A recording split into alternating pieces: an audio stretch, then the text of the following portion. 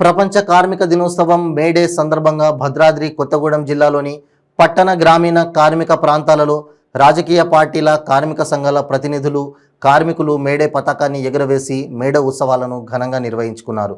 ఈ సందర్భంగా కొత్తగూడెం మాజీ శాసనసభ్యులు సిపిఐ రాష్ట్ర కార్యదర్శి కూనంనేని సాంబశివరావు మాట్లాడుతూ కార్మికులు అందరూ ఒక కుటుంబంగా ఉండాలని, ఎవరికి ఎలాంటి అవసరం వచ్చినా అందరూ ఏకం కావాలని, అందరూ పోరాడి సమస్యలను సాధించుకోవాలన్నారు. ఇప్పుడున్న ప్రభుత్వాలు అన్ని ఎర్ర జెండా వైపే చూస్తున్నాయన్నారు.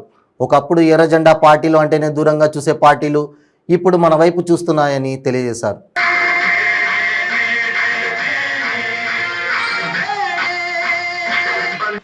హలో హలో హలో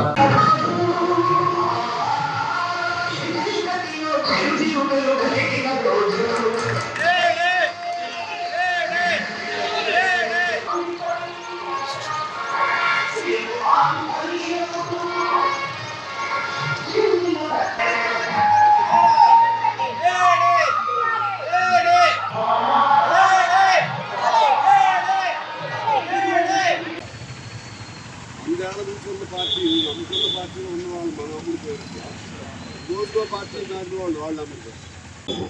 అందుకని అధికారం ఉన్నా లేకపోయినా 100 ఏళ్ల నుంచి కొనసాగుతున్నటువంటి నిలబడినటువంటి భారతదేశంలో ఏకైక పార్టీ ఉందంటే అది కమ్యూనిస్ట్ పార్టీ.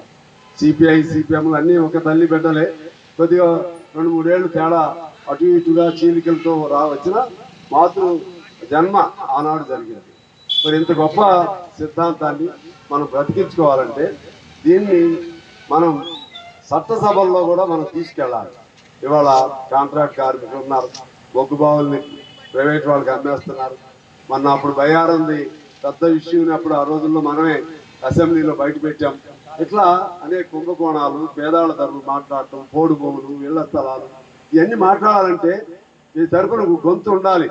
వీళ్ళు కూడా చెప్తారు, మేము కూడా మాట్లాడుతూ ఉంటాం. మీ లోపలేమో వీళ్ళ మీద ద్వేషం, పైన పెదవుల పై నుంచి వచ్చే మాటలతో ఏం ఉపయోగం? మీరంతా ధనవంతులు కొమ్ము కాసేటువంటి వాళ్ళు.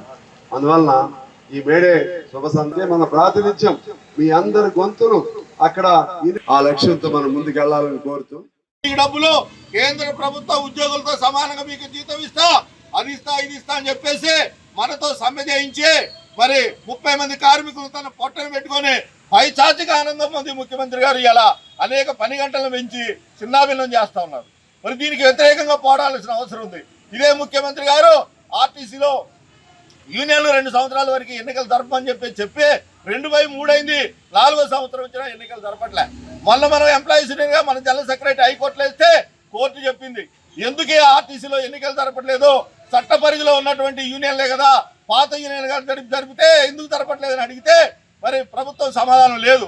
ఏమంటే చీఫ్ జస్టిస్ గారు స్పందించి 3 నెలల్లో ఆర్టీసీలో ఎన్నికలు జరగాలి అని చెప్పడం ఆర్డర్ చేయడం జరిగింది. అది మన యూనియన్ గొప్పతనం. మరి అదేవిధంగా మేనేజ్మెంట్ నిన్నగా మొన్ననే కౌంటర్ వేసింది. ఏమేసిందంటే ఆర్టీసీలో యూనియన్ కావాలని కార్మికులు ఎవరు కోరుకోవట్లేదు, యూనియన్లు ఎవరు అడగట్లేదు, కాబట్టి ఇప్పుడు అవసరం లేదు ఎన్నికలు అని చెప్పేసి వాళ్ళు అఫిడవిట్ వేయడం జరిగింది హైకోర్టులో. అంటే ఇది ఎంతవరకు న్యాయం? దాని మీద మళ్ళీ మనం రిట్ పిటిషన్ వేయడానికి సిద్ధంగా ఉన్నాం.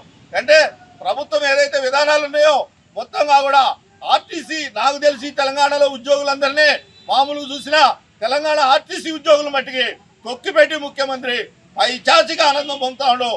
ముఖ్యమంత్రికి